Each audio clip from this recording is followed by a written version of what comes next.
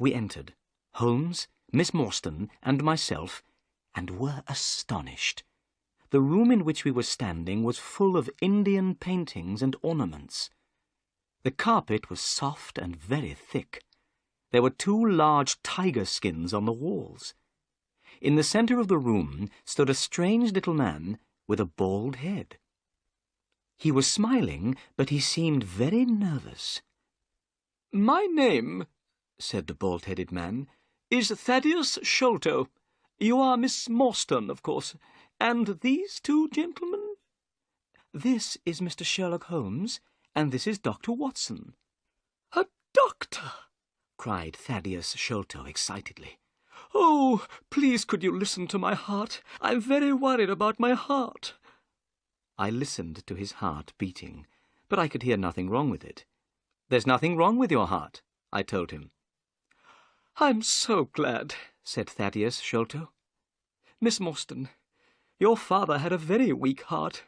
If his heart had been stronger, he would have been alive today." Miss Morstan sat down, and her face turned very white. "I knew that he was dead," she said. There were tears in her eyes. I was very angry with Thaddeus Sholto. He did not notice how much he had upset Miss Morstan. "Please, tell us why we've been brought here," said Miss Morstan. So Thaddeus Sholto began his strange story, and we listened. "My father," Sholto said, "was Major Sholto of the Indian Army. He retired from the army about 11 years ago.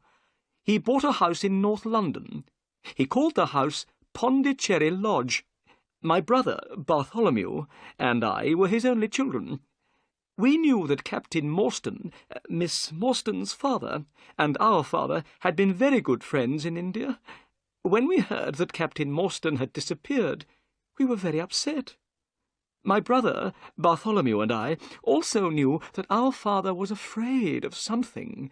He never went out alone. He often spoke about a man with a wooden leg who followed him. He seemed very afraid of this man." "Did he tell you why he was afraid?" asked Holmes. "No, he didn't," Thaddeus Sholto replied.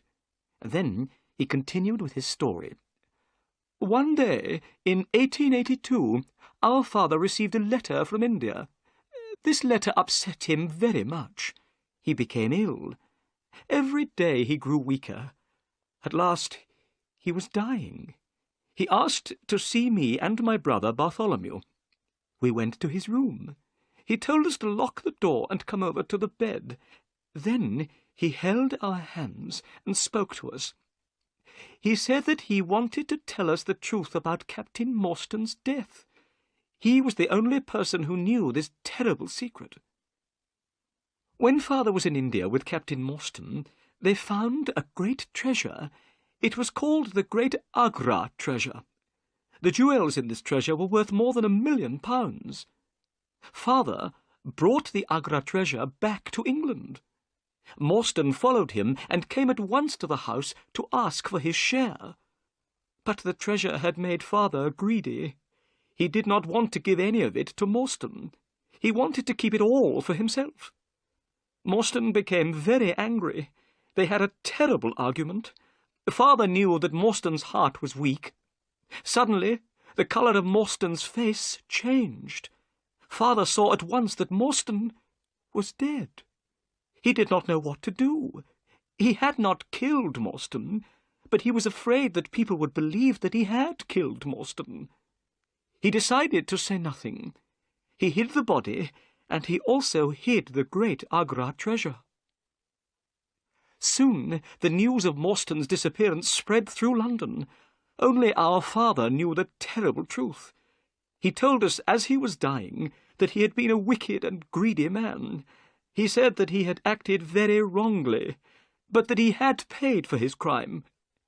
The Agra treasure never brought him happiness, only fear and guilt. Then he told us that Captain Morstan had a daughter called Mary. He asked us to listen carefully. Then he began to tell us where he had hidden the treasure. At that moment, a terrible change came over our father's face. He pointed at the window and cried out in a voice full of fear, "Keep him out! Keep him out!" My brother and I stared round at the window. We saw a horrible face looking in through the window. It was wild and had a black beard and cruel eyes. We rushed to the window, but the man had gone. When we went back to the bed, Father was dead. "What did you do then?" asked Holmes. "We ran out into the garden," replied Sholto. "We looked everywhere, but we found nothing. In the morning, we went to our father's room. We found that someone had been in the room during the night. There was a piece of paper on the bed beside my father's body, and on this paper some words were written. These words were, 'The sign of 4. The picture sequence from the cinema has finished. You can look at it once more if you want. Holmes, Miss Morstan and myself looked at each other in surprise. My body felt cold with fear. "The same words, 'the sign of 4, were written on that strange note in Captain Morstan's luggage," said Holmes. "What can it mean?" I whispered. Miss Morstan turned to Thaddeus Sholto. "Why did you send me the pearls?" she asked. "On the table, beside our father's bed, was a gold cup," Sholto answered. "It was decorated with 6 pearls. Our father had told us that this cup was part of the Agra treasure. He had wanted us to share the treasure with you. So we found your address and sent you the pearls, one by one." "That was very kind of you, Mr. Sholto," said Miss Morstan. "Not at all," said Sholto. "But now I am going to tell you something very exciting. Yesterday, my brother and I found the great Agra treasure." "You found the treasure?" we repeated in astonishment. "Yes. Our father had died before he told us where it was hidden. My brother Bartholomew and I searched for the treasure for 6 years. Yesterday, we found it. That is why we sent you the letter, Miss Morstan. We have found the treasure, but half of it belongs to you." "Where is the treasure now?" asked Holmes. "At my father's house, Pondicherry Lodge," replied Sholto. "My brother Bartholomew lives there now. We must go there immediately so that Miss Morstan can see the treasure and claim her share. Bartholomew is expecting us. Miss Morstan, tonight you will be a rich woman." Miss Morstan was going to be very rich. I should have been very happy, but I did not feel happy at all. I had fallen in love with Miss Morstan, but I did not have very much money. If she became rich, I could not ask her to marry me. Thaddeus Sholto put on his coat. "Come," he said. "I have a cab waiting outside. It will take us to Pondicherry Lodge. We must not be late." It was a long drive to Pondicherry Lodge. The night was cold, and the moon was shining brightly. As we sat in the cab, Thaddeus Sholto continued to talk. Holmes, Miss Morstan, and myself listened.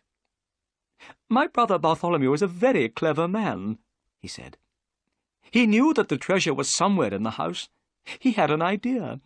He measured the height of the house outside. It was 74 feet high. Then he measured the height of the rooms inside the house. He added the heights of the rooms together. The total was only 70 feet. There was extra space under the roof. My brother made a hole in the ceiling of the room on the top floor. He found a secret room. Inside this little room, the treasure chest was standing. Last night, I helped Bartholomew to lower the chest down into the room below. We opened the chest with a key which we found beside it." Thaddeus Sholto's voice became excited. "Inside the treasure chest were hundreds of beautiful jewels, diamonds, rubies, sapphires, and many others. They shone so brightly that they hurt our eyes. Miss Morstan, the Agra treasure is really wonderful. But here is Pondicherry Lodge. We have arrived. Soon you will see the treasure for yourself." It was now nearly 11 o'clock. Pondicherry Lodge was a big house with a high wall around it. Everything was black and silent. There was no light except the moonlight. "This is very strange," Thaddeus Sholto said nervously. "I don't understand why there are no lights. My brother Bartholomew is expecting us, but the house is dark." We walked up to the house. Suddenly we heard a noise coming from inside that great black house. It was the sound of a woman crying.